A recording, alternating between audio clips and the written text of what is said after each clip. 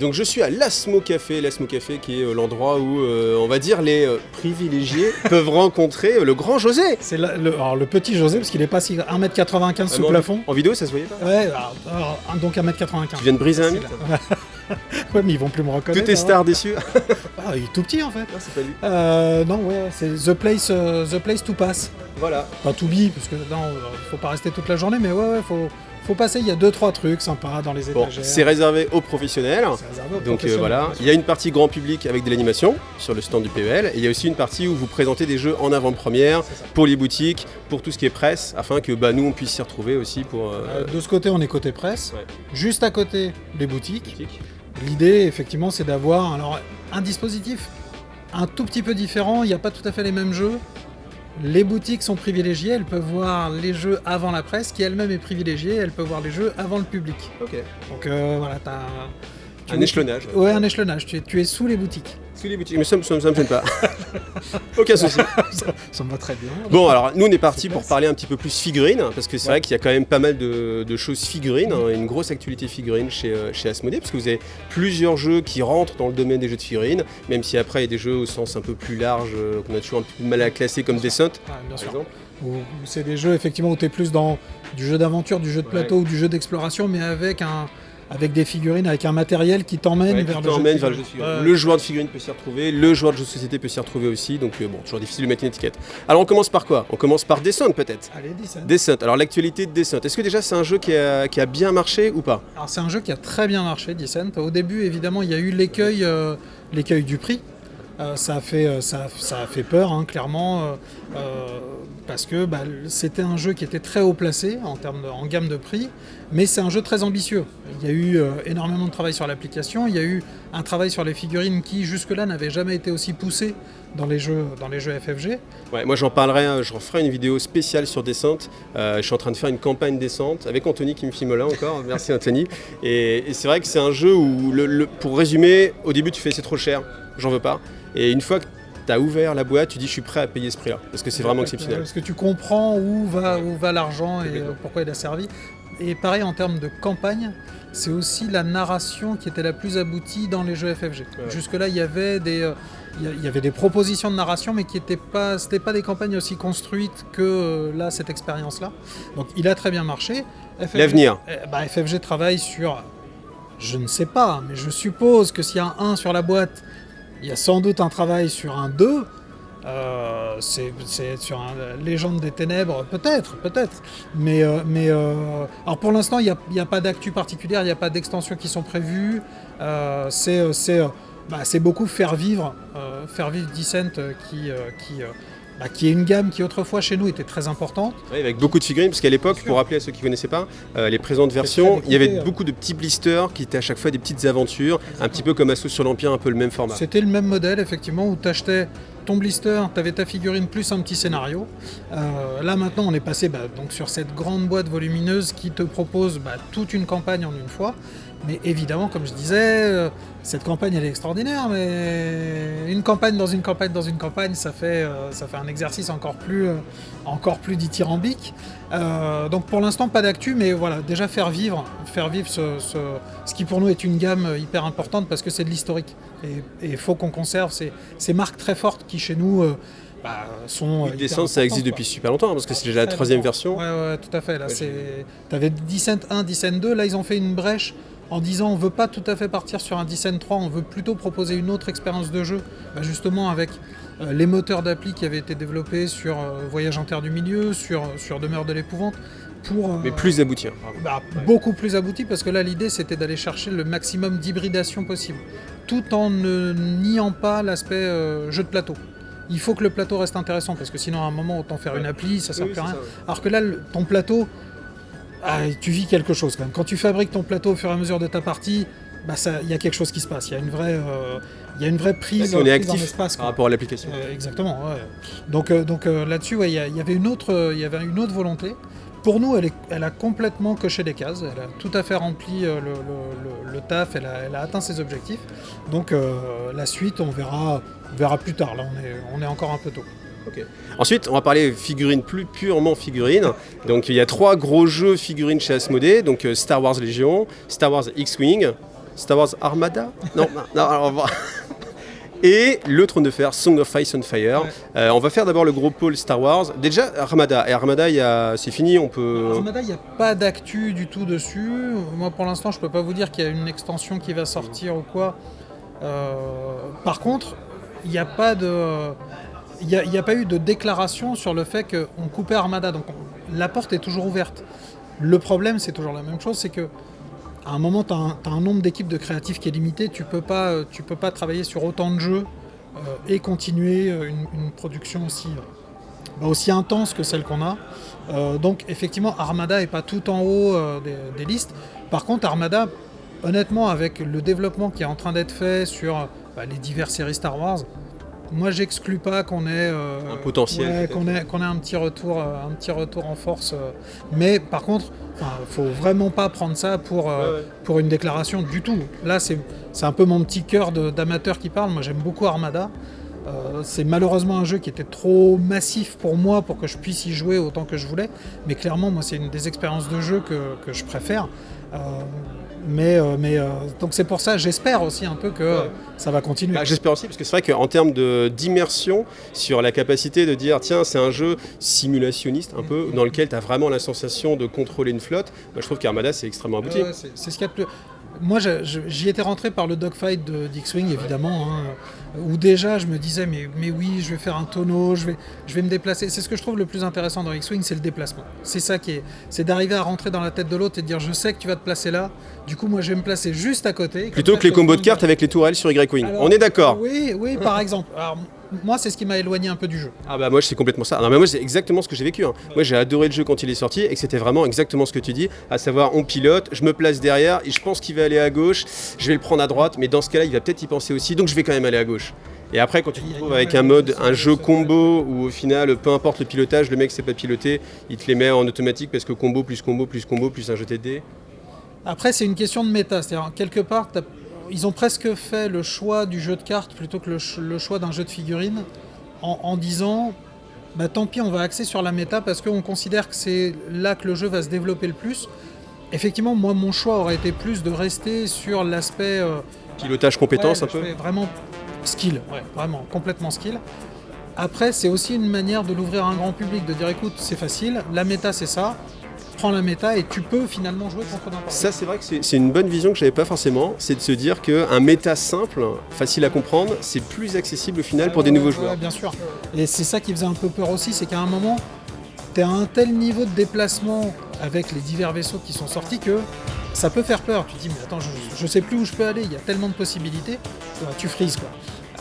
Effectivement, avec la méta, tu as moins de choix de déplacement. Par contre, c'est très clair. Je vais lâcher des bombes en tour 1, je vais faire un double tir en tour 2. Enfin, voilà, ce truc-là se met en place très naturellement. Encore une fois, moi, c'est pas forcément mon choix, mais je pense que c'est un choix qui en vaut un autre. Mais c'est vrai que c'est bien de rappeler que le jeu est ce qu'il est, mais il y a aussi, est-ce qu'on va l'ouvrir à la communauté? Est-ce qu'on va en faire un jeu accessible? Ou alors est-ce qu'on le rend élitiste et qu'en effet, si t'es bon pilote, tu vois, comme la Formule 1 où si t'arrives, t'as beau savoir conduire en Formule 1, tu vas rien faire. Mais après c'est ça, c'est-à-dire que en fait, quelque part, le X-Wing était la porte d'entrée et Armada était plutôt le côté élitiste. Donc le choix a été forcément, et je pense que c'est très intelligent de l'avoir fait comme ça, même si... On voit lequel marche encore maintenant, existe encore. Mais... Et d'avoir voulu tirer vers un plus grand public sur X-Wing pour dire mais non, vraiment, commence avec X-Wing et si vraiment ce genre de jeu-là, de difficulté-là t'intéresse, tu peux pousser beaucoup plus loin avec effectivement la simulation d'Armada. Là, en l'occurrence, effectivement, si on devait parler des trois côte à côte, au final, c'est plutôt pas les vaisseaux, c'est plutôt l'humain, c'est plutôt le Légion qui est resté et qui a pris... Je dirais pas qu'il a cannibalisé les autres parce que c'est pas les mêmes. Oui, je pense que c'est des clientèles différentes. Mais c'est des clientèles différentes, ça c'est clair. Mais par contre, c'est celui qui est le plus fort des trois, sans conteste. Alors juste avant qu'on parte sur Star Wars Legion, parce que je vois bien que t'es lu de X-Wing. Donc on disait oui, X-Wing. Alors les X-Wing, ça fait combien de temps que c'est sorti la V2 maintenant? Alors la V2, elle date d'il y a 4 ans. À peu Autant, près. autant de temps que ça? Ouais, il me semble. Hein. Non mais c'est le Covid en fait, le Covid ça fait une Ah ouais, spirale. Alors moi ça me fait ça aussi. Perdu Les 2 ans de Covid, Ah ouais, je sais pas du tout. Où ils sont passés, c'est un peu un mash potatoes. Alors X-Wing à une époque c'était quand même la V1, je parle, un jeu mais qui marchait du feu de Dieu. C'était en tout cas déclarativement, c'était le jeu de figurines le plus vendu du monde. Non, alors, un petit clin d'œil à nos copains de chez Games Workshop. Mais c'est vrai qu'en boutique, moi, à une époque, le chiffre d'affaires X-Wing était supérieur au chiffre d'affaires Games Workshop. Ouais. Hein. Donc c'est un fait, ça. Hein. Donc c'était pas que chez nous. Hein, donc, Alors je pense que ça a changé depuis. Effectivement, ça a changé. X-Wing vit des grosses difficultés en termes de jeu, c'est-à-dire qu'il y a eu un passage très compliqué.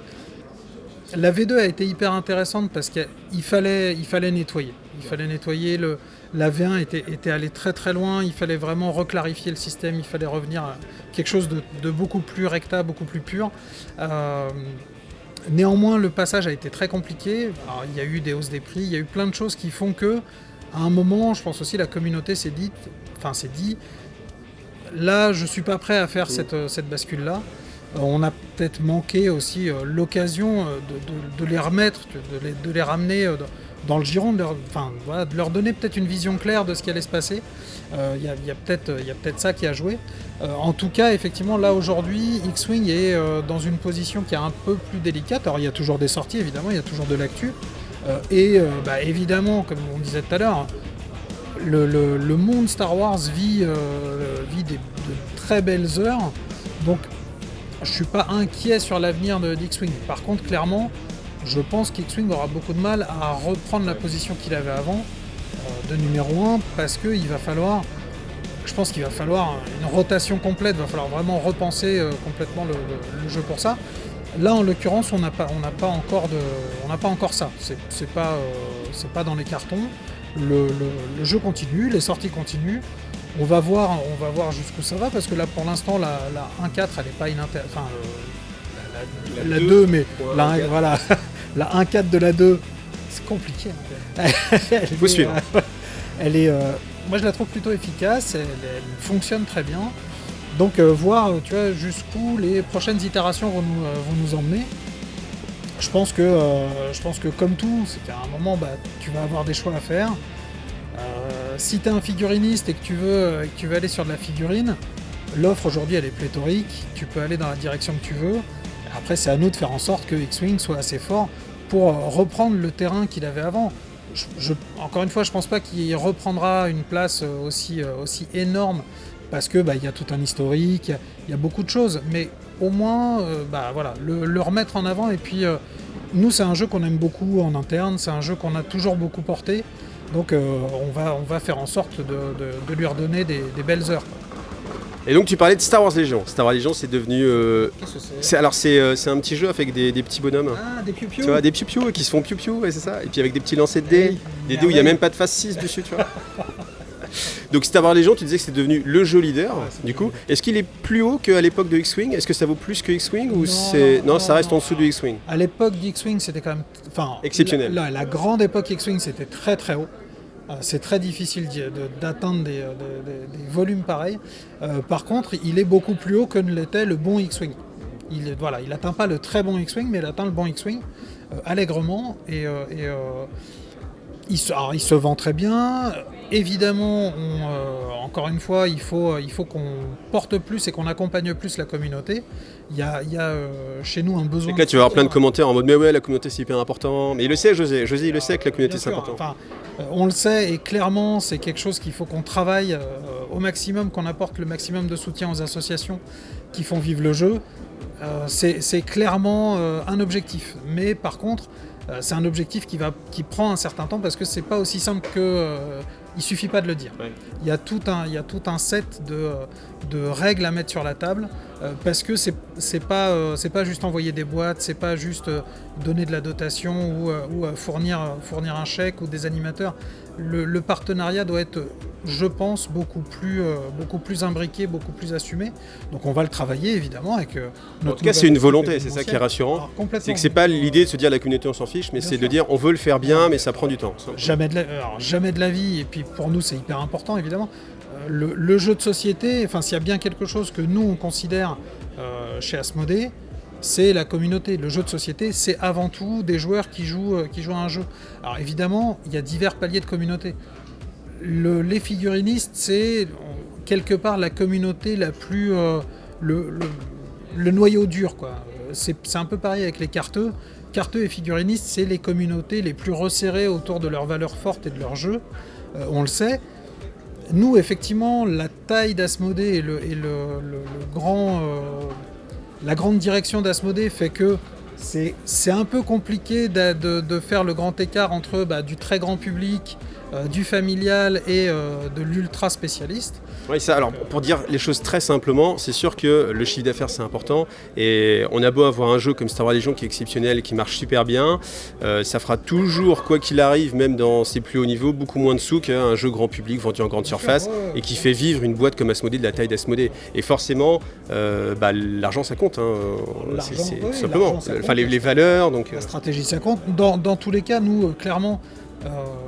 Si on veut, et c'est vraiment quelque chose qu'on veut faire, si on veut supporter la communauté, on sait qu'on a, nous, beaucoup de choses à mettre sur la table. Il faut repartir sur de l'OP. Pendant 2 ans, on a fait vraiment le choix de tout arrêter. Et c'était un choix au niveau du groupe. Et je pense que c'était un bon choix. C'est pas forcément... J'entends que quand tu es joueur... tu as envie et tu as besoin que l'entreprise elle soit là, mais le choix d'avoir protégé, entre guillemets, ou enfin en tout cas, protéger les équipes et les protéger du Covid et dire non, on ne retourne pas sur le terrain, on ne peut plus courir ce danger-là. Quand tu es salarié de l'entreprise, c'est appréciable, quoi. C'est vraiment, tu sens que, ok, on ne prend pas de risque avec moi, tout va bien. Il y avait d'autres solutions qui n'ont pas forcément été plébiscitées et qu'il faut qu'on rediscute. Encore une fois, là, on est sur une transition, on est en train de changer d'équipe événementielle, de reconstruire l'événementiel, parce que pareil, après 2 ans, ton événementiel, il a beaucoup souffert, donc il faut tout remettre sur la table, tout repenser. Et moi, j'espère, évidemment, c'est une des paroles qu'on va porter, qu'on va profiter de ce moment pour reparler... remettre les choses à plat et puis repartir sur de bonnes bases plutôt que de reprendre et puis de rebricoler. Faut tout changer, il faut partir du principe que ça nous a fait du bien, entre guillemets, je sais, pardon à la communauté de ne pas avoir été assez là, évidemment il fallait qu'on soit plus là, mais il faut voir ça comme potentiellement le moment où on va pouvoir reconstruire des passerelles, on va pouvoir revenir et être à la hauteur des attentes de la communauté. J'imagine qu'on ne sera jamais à la hauteur des attentes. C'est pas possible, ça. Personne ne peut être à la hauteur de sa communauté. Des attentes, évidemment, mais en tout cas de faire un maximum pour... Au moins d'avoir la volonté, en tout cas. Apporter tout ce qu'on pourra, bien sûr. Ouais, bien sûr. Donc ça veut dire des kits de tournois ou des choses comme ça. Oui, mais alors justement ça, tu vois, c'est encore... Moi, je suis encore très loin de ça. C'est-à-dire que les kits, c'est l'équipe de créa qui s'en occupe. Tout à l'heure, on parlait hors caméra de comment ça se passe. Il y a une certaine distance entre les équipes de création, les équipes marketing, les équipes commerciales. C'est moins fluide qu'on ne pourrait penser. Parce que c'est hyper important que les équipes créatives gardent leur indépendance. Donc si on leur apporte trop de marketing et qu'on leur dit c'est ça qui marche, on veut ça, on bloque le processus créatif, ce qui n'est pas une bonne manière de faire. À l'inverse, je pense que quand tu prends l'articulation commerciale marketing, c'est pareil. Tu vas avoir des blocages aussi où d'un côté, il va y avoir une tentation de faire un petit peu plus d'efforts sur un produit qui se vend bien, et de l'autre côté, le marketing de dire mais non, là, moi tous mes efforts ils portent sur l'autre, il se vend moins bien, mais il faut y aller. Donc ce truc-là, cette dynamique-là, il faut aussi que nous on l'apporte, qu'on la perfectionne et qu'on soit le plus efficace possible là-dessus. Évidemment, parce que ça permettra aussi d'être aussi beaucoup plus en soutien de la communauté. Ouais, à partir du moment où nous, on fonctionne super bien sur la triangulation, c'est très facile d'aider la commu. Et la volonté, c'est ça. Maintenant, je vous promets pas que dans 2 mois, c'est fait, quoi. Après, c'est ça, il faut prendre le temps. Après, moi, ce que je trouve rassurant pour avoir discuté un peu avec José, c'est de voir qu'en fait, il y a une volonté déjà et une prise de conscience. C'est-à-dire que des fois, les gens me disent ouais, mais en fait, ils se rendent pas compte. En fait, je pense que si Asmodée se rend compte, simplement Asmodée, c'est beaucoup de personnes, c'est pas juste une personne qui est en face de moi et je lui dis hey mec, tu veux pas faire des cartes, ce serait sympa. Bah écoute, je repars avec ou pas? C'est celle-ci, je les prends. C'est une grande structure Asmodée, donc ça a des avantages bien évidemment. C'est-à-dire qu'il peut y avoir des super soutiens derrière. Par contre, évidemment, il faut que ça se mette en place et c'est ça qui est assez compliqué. Des fois, franchement, je sais qu'il y a beaucoup de gens qui se disent il suffit, comme ce midi, où il suffit de faire ça en fait. Allons-y, mais voilà, dans la réalité, c'est plus compliqué. Non, et puis après, on est aussi une entreprise qui a énormément évolué. Là, en France, on est pas loin de 500 salariés sur plein de structures et de groupes donc agglomérés. C'est un peu difficile aussi, et ça, c'est tout le job de notre équipe transformation, d'arriver à créer une culture commune. Il y a plein de gens qui sont arrivés chez Asmodée qui connaissent pas forcément les jeux de figurines et à qui il faut prendre le temps de dire mais tu sais, à la base, avant Asmodée, tu avais Cyros Prod, c'était du jeu de rôle, le jeu de rôle c'est ça. Il y a eu Demon World, il y a eu plein de jeux de société et de jeux de figurines qui ont construit l'histoire d'Asmodée, et ça c'est hyper important, c'est notre terreau et c'est là-dessus qu'il faut qu'on reste, il ne faut pas qu'on s'éloigne trop parce qu'on va se perdre. Et ça, tout ça, cette culture-là, il faut prendre le temps de la reconstruire. Ouais, puis on peut simplement imaginer qu'il y a quelqu'un qui arrive, qui est un nouveau, qui sort de l'école, il a étudié le marketing, il dit oui mais ça c'est fini, c'était il y a 20 ans, etc. Et c'est hyper important. Oui, malgré tout. Tu as aussi besoin de bousculer les vieilles pratiques, tu as aussi besoin de te remettre en cause, de te remettre à jour, mais il faut trouver la bonne mesure entre les nouvelles pratiques et ce qui fait on a toujours fait comme ça et maintenant on fait comme ça. Voilà, c'est ça. Et puis ce qui fait que Asmodée est arrivé où il est. C'est un moment, c'est évidemment des jeux de cartes, c'est des jeux de société, c'est des jeux de figurines. Il faut qu'on arrive, tu vois, à trouver la bonne dynamique. Donc nous ça marche plutôt pas mal. Je vais pas te dire, bien sûr, les équipes fonctionnent très bien entre elles, mais il faut qu'on fonctionne encore mieux, bien sûr. Donc, Star Wars Légion, l'avenir. C'est des boîtes d'armée. La prochaine vague mi-août, on a regardé tout à l'heure. J'ai triché parce que j'avais un doute sur la date. Ouais, mi-août, ouais. Voilà. Donc c'est ça la possibilité. Est-ce que les gens vont se poser la question des boîtes de base? Est-ce que ça va revenir? Est-ce qu'il y aura les deux versions des boîtes de base? Est-ce que la première va être... C'est pas impossible. Pour l'instant, j'ai pas d'indicateur particulier. On n'a pas encore discuté de ça avec FFG. C'est pas du tout impossible dans le sens où le modèle est aussi un peu comme ça. On le voit au niveau de Trône de Fer par exemple, on est parti d'une boîte de base, on a découpé en Stark Lannister. Le marché actuel va vers ça. Est-ce que c'est la bonne stratégie? Je ne sais pas. Moi, la boîte de base, je trouve ça intéressant. La boîte séparée, je trouve ça aussi très intéressant. Donc il faut faire un choix entre les deux, voire proposer les deux et pas faire de choix. Il y a plein de possibilités. Dans le cas de Légion, effectivement, le truc de la boîte de base que moi je trouvais intéressant, c'était les deux boîtes de base. C'est d'offrir quelque part aux amateurs de la première heure de Star Wars et aux plus... Qui ne sont pas les mêmes, c'est ça en fait, sont pas les mêmes, qui est important. Et aux nouveaux entrants, parce qu'il y en a pour qui Skywalker et Vador, ça représente finalement pas grand-chose. Là où tu parles de clones, ils savent exactement où ils sont parce que c'est comme ça qu'ils sont rentrés dans le monde.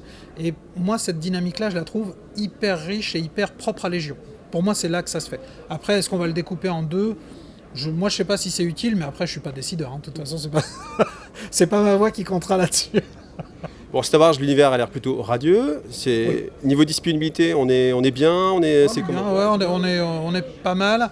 Alors, je te dis pas que tout va bien parce que les problèmes de production et les problèmes de transport, on les connaît tous et ils sont toujours là. On a plein de jeux, plein d'extensions qu'on a reculées sur les plannings parce qu'on avait des retards, en particulier de shipping. En ce moment en Chine ça va mieux mais c'est quand même très compliqué. Une fois que tu as ton container à port, il ne monte pas sur un bateau. C'est beaucoup plus long que ça. Il n'y a qu'à le faire monter sur un bateau. Il suffit de le faire monter sur un bateau, mais ça prend 3-4 semaines. Donc, et après il faut qu'il vienne. Donc non, il suffit d'eux, mais c'est aussi un des trucs complexes de notre marché actuel. Après, encore une fois, c'est charge à nous aussi de communiquer le plus possible sur ces retards, etc. Mais en ce moment, on vit tous à tous les niveaux dans tellement de retard qu'à un moment, tu n'arrives plus à communiquer. Tout est en retard, donc tu essayes surtout que ça rentre au maximum dans le planning, de communiquer au mieux, mais tu peux pas être optimal. Là, la situation est quand même assez difficile. Donc Trône de Fer, A Song of Ice and Fire, c'est quelque chose qui a été mis pas mal en avant, là où il y a eu une grosse période de communication. Donc est-ce que tu peux nous en parler un petit peu, dire comment ça s'est passé, est-ce que vous êtes content en gros ? Alors l'opération Trône de Fer s'est très très bien passée, vraiment. C'est-à-dire que quand on a sorti Trône de Fer, on a eu effectivement des problèmes de stock. Clairement, on n'avait pas fait des commandes assez haut, on avait des soucis à atteindre les MOQ qu'on voulait atteindre. Les MOQ, il faut expliquer parce que tu sais... Les minimum order quantity. Donc il y a un moment où pour produire un run, c'est-à-dire que une référence, par exemple la boîte de base, pour que, entre guillemets, ça soit rentable de la produire, il va falloir produire 1000, 2000, 3000, voilà, un certain nombre de pièces qu'il faut produire pour que ce soit rentable. Et sur le marché, au tout début, quand Trône de Fer est arrivé, il était un peu boudé par les boutiques et on n'arrivait pas à atteindre ce MOQ. On n'avait pas la capacité commerciale, on sentait que c'était beaucoup plus compliqué que ça. Et puis au bout d'un moment, ça a pris. Et là, on s'est fait complètement dépasser par le succès. On a été vidé très très vite. On n'avait plus de stock. Et là, derrière, on est rentré dans un cycle infernal de il faut qu'on reprenne des rendez-vous en usine. On n'arrive pas à produire ce qu'on veut. On n'arrive pas à les ramener. Et il a fallu donc tout ce temps-là pour avoir un stock qui nous permette de faire cette opération. Commercialement, ça a très bien marché. Il y a des boutiques qui se sont intéressées au jeu. Je pense qu'il y a des nouveaux joueurs qui sont rentrés. Oui, je pense qu'il y a beaucoup de nouveaux joueurs. D'ailleurs, sur la chaîne, je pense que vous êtes beaucoup. Mettez même d'ailleurs en commentaire, je suis sûr qu'on va avoir une bonne quinzaine de commentaires des nouveaux joueurs. Parce que pour le coup, alors c'est pas ce qui manquait, mais la visibilité du fait que le jeu est très accessible. Parce que finalement, tu as un système de règles assez simple, tu as un nombre de mots-clés qui est assez limité. Et puis des stratégies qui sont assez claires. En fonction de la troupe que tu prends, évidemment il y a des troupes très souples qui peuvent faire plein de choses, mais tu as un feeling très rapide de ce que tu peux faire avec telle ou telle troupe. Donc finalement la prise en main se fait bien. La stratégie avec le plateau politique fait que tu peux développer plein d'axes que peut-être tu ne pouvais pas développer dans d'autres jeux. Donc il y a aussi une grosse profondeur que tu peux travailler dedans. Donc là maintenant que les cartes aussi. Oui, bien sûr, les cartes que tu vas pouvoir utiliser.